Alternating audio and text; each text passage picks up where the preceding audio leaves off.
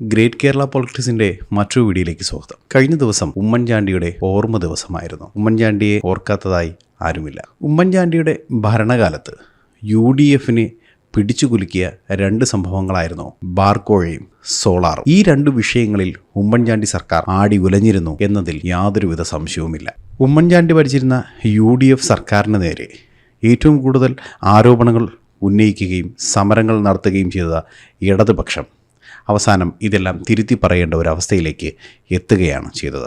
Solar കേസിലും ബാർക്കോഴ കേസിലും ഉമ്മൻചാണ്ടി സർക്കാരിന് നേരെ പ്രതിപക്ഷം വളരെയധികം ആഞ്ഞടിച്ച ഒരു സമയവും കേരളത്തിൽ സമരങ്ങളുടെ നീണ്ട നിരയും നമ്മളെല്ലാവരും കണ്ടതാണ്. ബാർക്കോഴ കേസിൽ ജോസ് കെ മാണിയുടെ പിതാവ് KM മാണി ഉൾപ്പെടെയുള്ള നേതാക്കളെയും ഉമ്മൻചാണ്ടിയെയും ഇടതുപക്ഷം ശക്തമായി വിമർശിക്കുകയും അഴിമതി ആരോപണങ്ങൾ കൊണ്ടുവരികയും ചെയ്തിരുന്നു. എന്നാൽ ബാർക്കോഴ എന്തായി എന്നുള്ളത് നമുക്കെല്ലാവർക്കും അറിയാം. മാത്രമല്ല, ബാർക്കോഴ കേസിൽ KM മാണിയെ എത്രമാത്രം ഉമ്മൻചാണ്ടി സംരക്ഷിച്ചു എന്നുള്ളതും നമുക്കറിയാം. പക്ഷേ ഇവിടെ സംഭവിച്ചതെന്താണ്?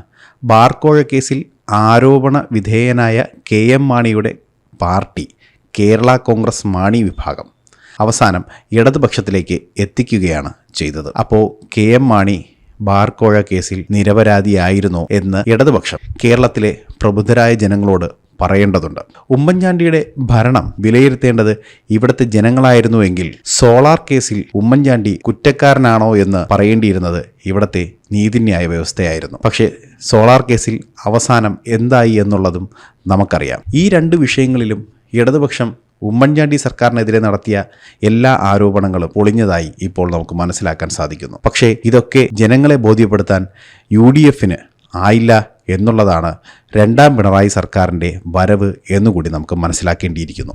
മറ്റൊന്നുകൂടിയുണ്ട്. ഇടതുപക്ഷം ഉമ്മൻചാണ്ടിക്ക് നേരെ നടത്തിയ ഒരു ആക്രമണമുണ്ട്. അതൊരു ലൈംഗിക ആരോപണത്തിൻ്റെ പേരിലായിരുന്നു. പക്ഷേ ആ ആരോപണം ശരിയാണോ തെറ്റാണോ എന്ന് പിൽക്കാലത്ത് നമുക്ക് ബോധ്യപ്പെടുകയും ചെയ്തു. മാത്രമല്ല, ഇടതുപക്ഷത്തിന്റെ അന്നത്തെ നേതാവ് ബഹുമാനപ്പെട്ട ശ്രീമാൻ VS അച്യുതാനന്ദൻ ഈ ആരോപണത്തെ തള്ളുകയും ചെയ്തതാണ്. ബാർക്കോഴ കേസിലും സോളാർ കേസിലും കേരളത്തിലെ ജനതയെ പറഞ്ഞു പറ്റിച്ച ഇടതുപക്ഷം ഒരു കാര്യം ജനങ്ങളെ ബോധിപ്പിക്കേണ്ടതുണ്ട്. ഇതിൻ്റെ യാഥാർത്ഥ്യം എന്താണ് എന്ന്. ഉമ്മൻചാണ്ടിയുടെ ഓർമ്മ ദിവസം കഴിഞ്ഞാലും ഇനി വരുന്ന ഓർമ്മ ദിവസങ്ങളിലും എന്നും ഉമ്മൻചാണ്ടിയെ കേരളത്തിലെ ജനങ്ങൾ ഓർക്കുമെന്നതിൽ യാതൊരുവിധ സംശയവുമില്ല. പാളിപ്പോയ ആരോപണങ്ങളിൽ ക്രൂശിക്കപ്പെട്ട ഉമ്മൻചാണ്ടി അതിൽ നിന്നെല്ലാം മോചിതനായി എന്നുള്ള സത്യവും ഇവിടുത്തെ ജനങ്ങൾ തിരിച്ചറിഞ്ഞിരിക്കുകയാണ്.